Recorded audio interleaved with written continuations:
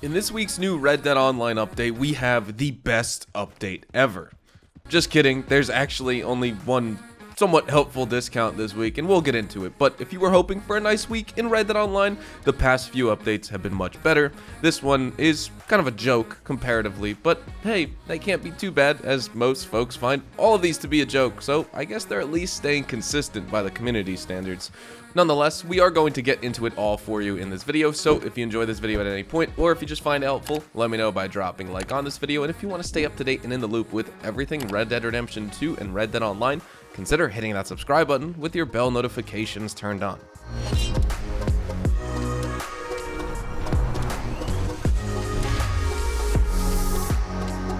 So starting off with some discounts, we have on two weapons here, the bow and the improved bow here in Red Dead. Not only are the bows discounted, but also at Gus's shop, the bow variants like the alligator variant, the horn variant, and the jaguar variant are on discount. I can't personally confirm as I have it all purchased and all I see are check marks, but if the bow variants at Gus's store are discounted, then perhaps select garment sets or even trinkets are discounted as well.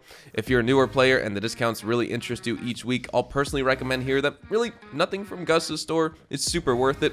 Not for a while at least. Same deal with the bow and the improved bow. Tests have shown that the improved bow is really just worse in the testable categories, like how long you can knock the arrow for depending on your stamina, and also the range with or without painted black. Again, nothing game changing or game ruining, but I personally just like the bow variants to apply as it spices up the weapon for a long time player like myself who needs something somewhat different. Next up though, we have discounts on all hunting and fishing equipment. Here you can find these at the store or in the catalog or at the bait shop because we have discounts on all baits, the lures, and the fishing rod, but no gun oil discounts.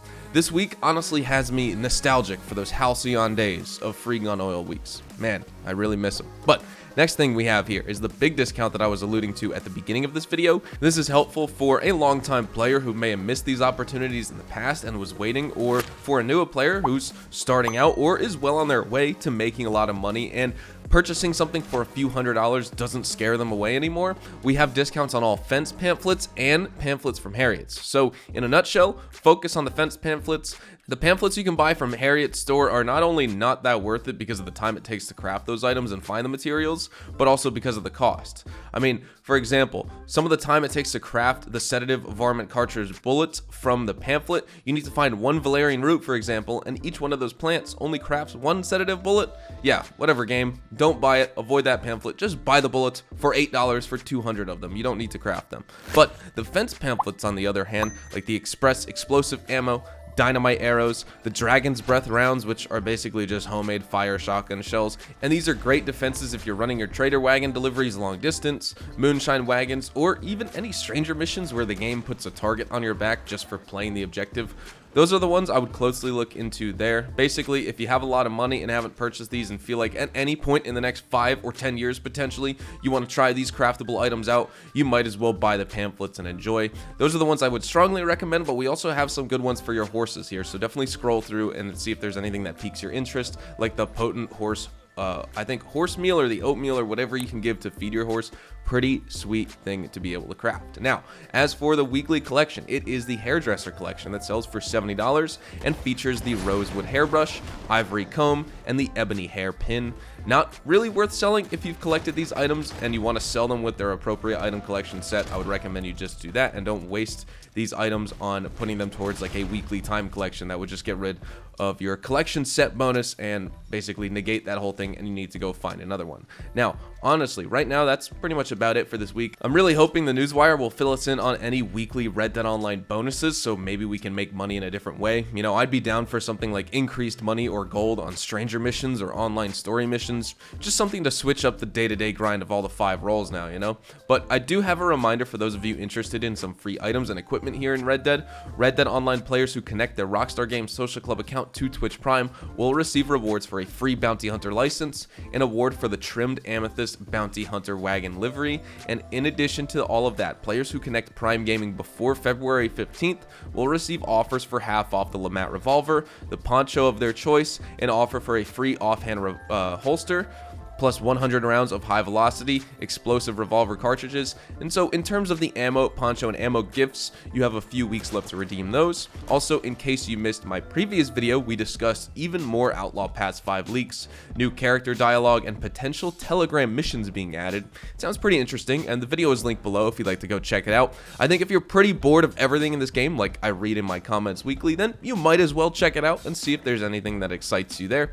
We also have a new Rockstar and Take-Two interactive news for Red Dead Online. For starters, player counts for public sessions have seemingly increased over the past week, and now you'll find over 20 players in most lobbies. Then there's also a new feature that was modified on the back end of the game, which affects all players with poor connection and even good connection players. If they trick the game through Resource Monitor or a different program like Net Limiter, you can force a solo lobby if the game recognizes you have bad connection, as now the game won't punish you by disconnecting you, in most cases. Not all of them though, so results may vary. Basically, if you have bad connection, you get put into your own solo lobby until your connection resumes its good and positive state. Now, also coming up on Steam database, we should have a new Red Dead Online update maybe over the next week. Nothing like DLC, but maybe some bug fixes. There's a lot of stuff they need to fix on PC, Xbox, and PS4, and we'll actually be talking about that very soon. That updated over the past day or so, and so maybe we'll see it this week, maybe we'll see it later today, maybe we'll see it next week. Who knows? It'll be one of those smaller title updates that you need to update that should hopefully alleviate some bugs from almost 2 months ago when the Bounty Hunter expansion update released. And we also have intel of Take-Two Interactive, Rockstar's parent company, taking legal action against Luna Mods, which was one of the most prominent cheat makers for GTA Online. Their mod menu features are prominent in Red Dead Online mod menus as well, which include IP tracking, ISP tracking, your coordinates, city, state, zip code, country, and region to anyone in the session, besides the rest of the features like giving the cheater the ability to spawn literally and every game asset possible, the ability to spoof social club names, the ability to spoof Rockstar IDs, cancel reports sent over from other players, or even crash your game if you try and report them. They can just crash players' games in general, etc. There's a lot of really malicious stuff here, so it's good to see Take-Two finally realizing they need to do something about it. Hopefully they go after the other prominent mod menu cheat makers next. Riot and Bungie just teamed up last week to take down cheaters, and maybe this inspire them to do the same. They should have been inspired a while ago. You know, they waste time suing people like the guy who tried to port Red Dead over to PC, you know, the original Red Dead, or like the guy who tried to port an older GTA over to Nintendo Switch. But, you know, Take-Two definitely didn't think the tens of thousands of users who bought a mod menu for $30 and could spawn in unlimited amounts of money for themselves and other players didn't affect their bottom line. Better late than never, I guess. I mean, it's not even about us players anyway. It's about Take-Two's revenue and profits. But either way, it does help us if they take appropriate action, something you would expect from an industry-leading developer and their corporate parent company, which has more money than God. But I'd like to know your thoughts on this new weekly Red Dead Online update. If you think anything's good or really just not good, I'm curious to get your thoughts on everything, and thank you so much for watching. I hope you have a great rest of your day. This is where we will wrap up today's video. Hopefully you all enjoyed the video, and if you did, hopefully I earned your like on it. And of course, if you are new to my channel and want to stay up to date with all the best Red Dead Online and Rockstar Games content, consider hitting that subscribe button so you don't miss out on a single thing. We consistently talk about updates, news, information, tips, tricks, and even leaks. We'll keep you guys updated here on the channel daily, so make sure you hit that subscribe button. If you guys also want to follow me over on Twitch, Twitter, and Instagram, those are the best places to get connected with me outside of YouTube. You're more than welcome to ask me any questions on there, and you can follow me at HazardousHDTV, and all of my social media links, including my Discord, can be found in the description down below. With that being said, thank you all so much for watching. Hope you all have a fantastic day, and I will see you guys in the next Red Dead Online video. Adios, amigos.